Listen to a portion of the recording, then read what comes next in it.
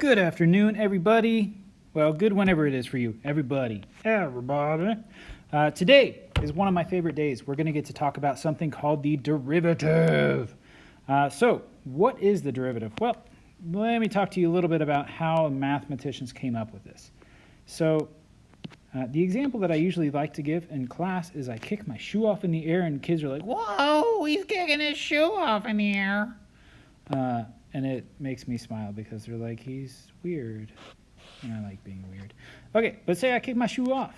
All right, man, kicking a shoe. Shoo, yeah. All right, so there's my shoe. It's going up in the air. And mathematicians have a way of, based on how it travels, they can figure out the equation of this motion. Say the equation of this motion is, I don't know, negative x minus 3 squared plus 5 or something, whatever. It doesn't really matter what the equation is. But they can find the equation based on where it is, and they can track that very easily. It's a little bit harder to figure out how fast it's going at any given time. However, one thing that I can do is if I think about at the very top, it is not moving at all. So at the very top, my velocity is equal to 0. Right? So the velocity is the rate of change. It's how fast these things are changing, right? So if I think about that as the velocity is the rate of change, if I want to find the velocity at this position, I can think about the rate of change at this position being kind of the slope. That's what we learned in Algebra 1, Algebra 2. The rate of change represents the slope. But if I want to find the instant, what my velocity is at that instant, we don't have anything for that quite yet. So mathematicians, and more likely it was the physicists that kind of came up with this idea, because it was physics concept that kind of created calculus. But they said, well, dang, I mean, this is the point x, f of x, whatever that is, right? Well, I could at least, like, find the slope between these 2 points. Oh no, here, let me just move it around. Get on there. All right, so I can find the slope between those two, and if I think about these 2 points and how they relate, I'm going to call this distance some value of h. So that would make my other point over here x plus whatever that distance is of h, and then the y value would just be if I put in x plus h into my function. So there's kind of our 2 points that we're thinking about, and what they decided to do was they decided to, let's see if I can make this work. Nope, that's not what I wanted. Okay, maybe if I do this. Sorry, still learning technology. Yay. Okay, so if I take that point and I move it really close, it's getting closer and closer to my other point. Oh, I went off the curve a little bit. But as I get really close to that point, and say I find the slope between this point right next to it, that's really close. So essentially, what I want to do with this distance h between the points, is if I can make that kind of go to nothing or disappear, go to very small numbers, then I can essentially say, oh no, well, yeah, I could say that too, but I can say that the slope at this point is that line. It's the distance between those 2 lines if I can minimize that value of h. So, well, the slope between 2 lines was still y2 minus y1 over x2 minus x1. So in this instance, that means I have f of x plus h minus f of x all over x plus h minus x. So the x's in the denominator will divide or subtract out, right? X minus x is 0. So hey-oh, welcome back to pre-cal. I believe you saw this in pre-cal, right? And I said I'm trying to limit that value of h. I'm trying to make it go to nothing.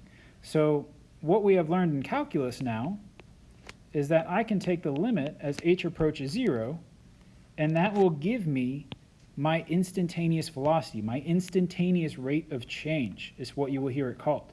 This instantaneous rate of change, that is called the derivative. right? So that's all that it is. The derivative is called a tangent line. It is a tangent line of a function. If I think about on a circle what a tangent line is, right? A tangent line hits my circle at one point, right? It hits that circle at one point, and if I were to go to the radius of the circle, it would be perpendicular to the radius. The perpendicular here, this is called the normal line. This one here is the tangent line. All right, so tangent line, and this would be the line normal. The line normal just means a perpendicular slope to the tangent line. So that's how we can find the speed at any given time. To find a tangent line to any given function, right? So this would be my tangent line here, which represents the slope or the speed of my shoe at that time, whatever I want it to be. So it'll have positive slopes coming up, so it'll have a positive derivative there. You're out. You get to go home. And it will have a negative derivative there. Okay, so that's kind of our deal, right? The tangent line slope, my derivative, this is the definition of a derivative. So if it says the definition of a derivative or find the derivative using the limit process, this is what we are talking about. Okay, so here we go. Find the slope of a line tangent to the curve at -1, 2, and 0, 1. So to find the slope, this is the definition. It is the difference between the 2 points, and I'm trying to make that value of h go to 0. So I will start off by saying f prime is how we will notate that. We'll get into that in just a second down here, right? That's one of our notations of what the derivative is. But f prime equals the limit as h approaches 0 of x plus h squared plus 1 minus f of x itself, so x squared plus 1, all over h. This front portion is f of x plus h. This is f of x, right? So that is just using that definition of a derivative. Now I can simplify all of this stuff. So from this point, it's really just algebra. You've done the calculus. Now we're just going to do some algebra. So limit h approaches 0, x squared plus 2xh plus h squared minus x squared minus 1 all over h. Things will subtract out. I lose my x squareds. I should lose my 1s, but I forgot to write it. I made a boo-boo. Oh, and it doesn't go there. It goes right in the middle.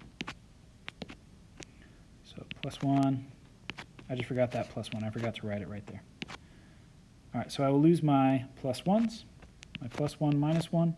And so what I'm left with is 2xh. So the limit as h approaches 0 of, I'm going to go ahead and factor out that h, 2x plus h over h, such that those two h's divide out. And now if I put in 0, the derivative of this thing is 2x. So what that allows me to do is to find the speed at any given point, anytime, for my function. So if I want to figure it out at -1, well, f prime of -1 is -2. F prime of 0, to get to the next one, would be 0. And if I think about how that relates with my function is x squared plus 1, so a parabola that has been moved up 1.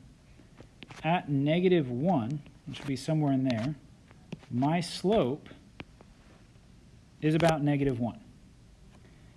At 0, my slope is 0, because it's turning around. My velocity is turning around.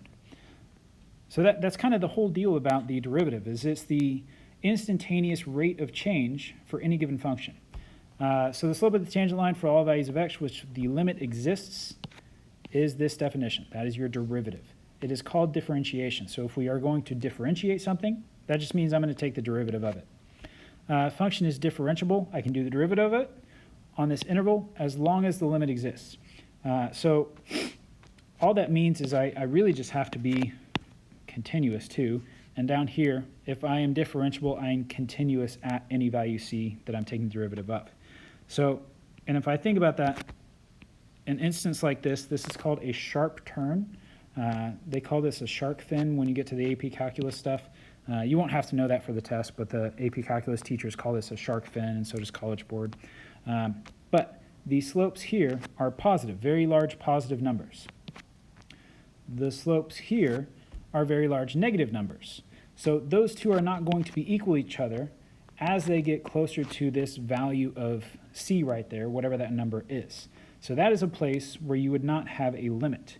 You also do not have a limit if it is not continuous. So if I have something here, something down there,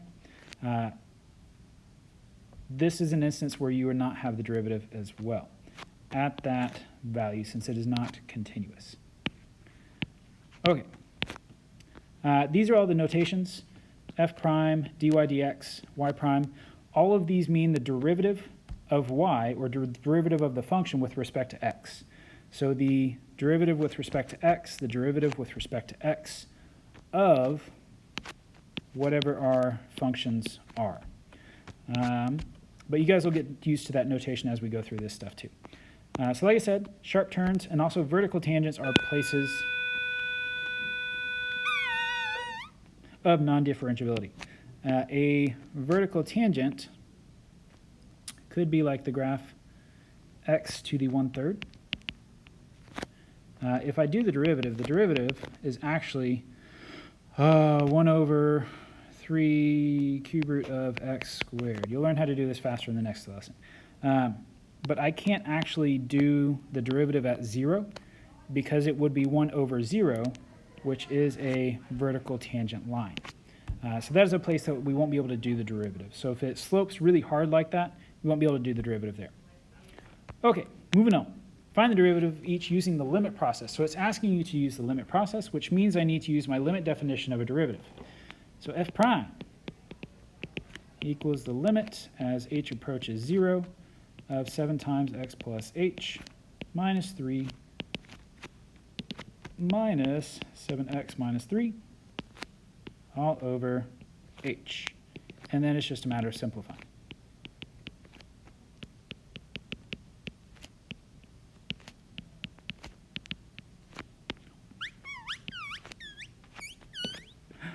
(7x minus 7x, negative 3 plus 3). So I'm left with 7h over h, which will divide out, and this will all just be 7. Because there won't even be any h's to plug in. 5 minus x squared, so h prime equals the limit. Let's use a, since we already have a function h. 5 minus a plus x squared. Sorry, I reordered that. Doesn't really matter, but x plus h, but I'm using an a this time, minus 5 minus x squared, all over a. So still notice, like, it's still h, but because my function is named h, I'm just using a different variable. All right, so the limit as a approaches 0 of 5 minus x squared minus 2xh minus a squared minus 5 plus x squared all over a. If you're wondering what happened from here to there, what I did in my head, x squared plus 2a x, I need to change my variables back, plus a squared. All right, and then I just distributed the negative through. I forgot to make this an a. I'm so used to the h. All right. And then my x squareds will subtract out, my negative 5 and my positive 5, and then I can divide an a out of all of those terms. So this is the limit as a approaches 0 of 2x minus a, which will be, oh, I'm sorry, I forgot the negative in front, negative 2x. All right, find the slope of the curve, the line tangent to the curve. I said curve too many times. Find the slope of the line tangent to the curve at the given x value. Okay, so line tangent, that makes me think of derivative. To the curve at the given x value. So it's giving me an x value, and it is just looking for the slope. So there's a few different ways you can do this. One, the way that I like to do it is actually just find the derivative first.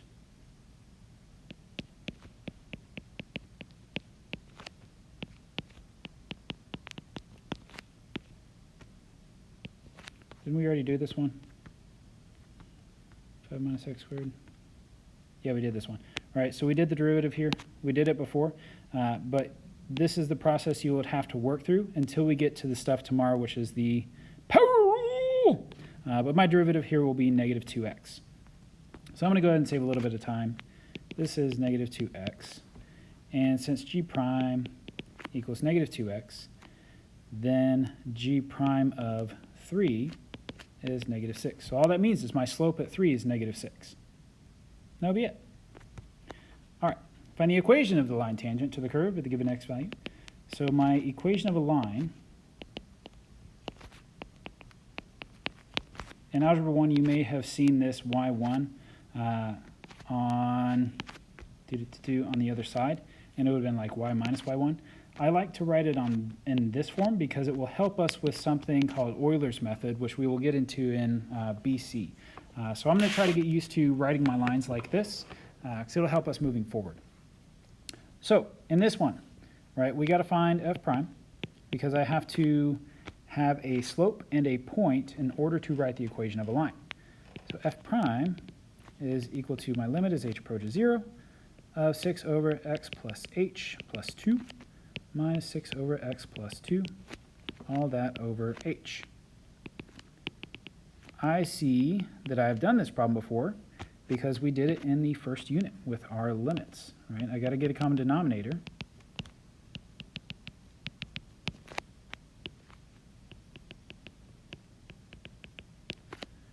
And I'll be able to move that h in the big denominator up. So this becomes 6 times x plus 2 minus 6 times x plus h plus 2 all over h times x plus 2 times x plus h plus 2. All right, and then I will distribute the numerator. So the limit as h approaches 0 of 6x plus 12 minus 6x minus 6h minus 12 all over, I'm going to leave the denominator the exact same. Duplicate.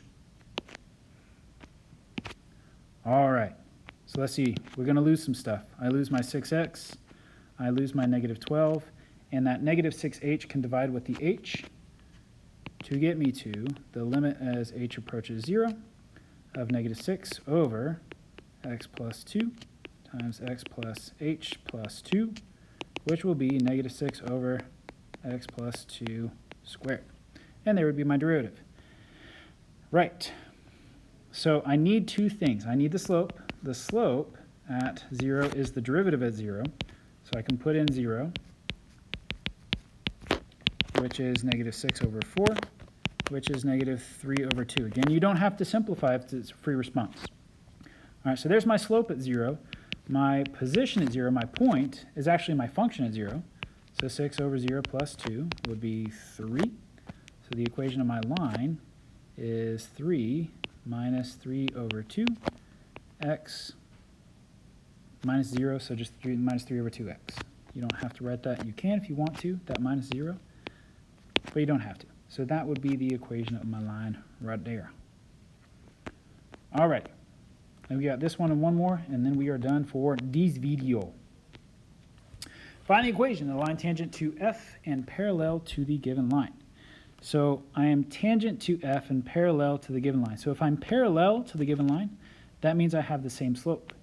And this line, if I rewrite it, negative 4x minus 3, has a slope of negative 4. So really, I'm trying to figure out where does my derivative have a slope of negative 4. Well, we did g prime already. G prime is negative 2x by things that we have done already. Right? It was the same function here, this 5 minus x squared. Dallas. I ain't talking to you, Dallas. So my slope is negative 4. So that means my slope is negative 4, right? This is the derivative. The derivative is representative of the slopes of the original function. I have to be parallel to the line, so I have to have a slope of negative 4. So what I can do is take that slope of negative 4, substitute it in for what g prime has to be, and solve for the value of x that g prime has that slope, which is 2. Now, since I know my x value, I can find my y value of my function, because I have my slope, I have my x value, now I just need a y value. So g of 2 would be equal to 5 minus 4, which is 1. So the equation of my line is y equals 1 plus my slope, which is negative 4, x minus 2. Alrighty. Last one.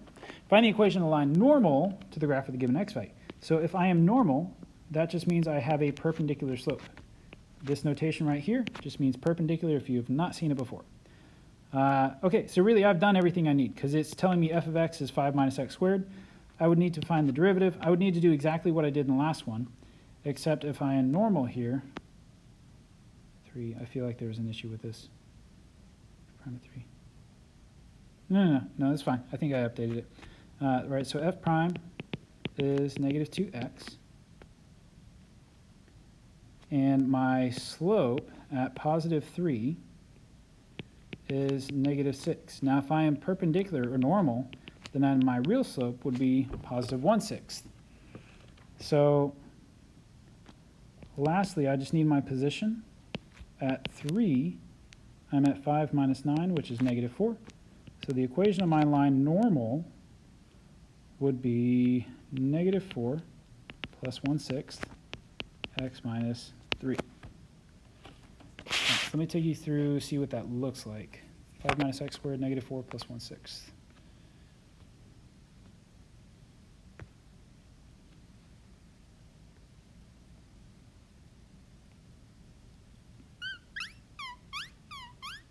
What are you doing, man? 5 minus x squared. Chimon.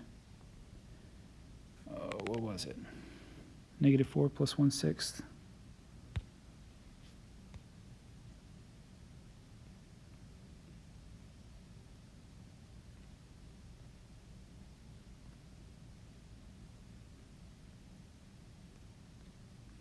Right. So there is the equation of my line normal to the curve. So it's actually intersecting the curve at that point at a 90-degree angle. Okay, that's really all I got for you guys today. It's kind of the introduction, if my iPad will work, the introduction to what a derivative is. The next video, we'll get into some rules of how we can take the derivative faster. But that's really all we're going to be doing new. It's just taking the derivative faster. We're still going to find the equations of line tangent, all that good stuff, the same as we always have been. All right, thank you guys for watching, and I hope you have a good day. I hope something crazy happens to you, but not too crazy that is unbearable. Yay, happy monkey. Yay, yay. We're all super excited. Yay, happy monkey. Yay. All right.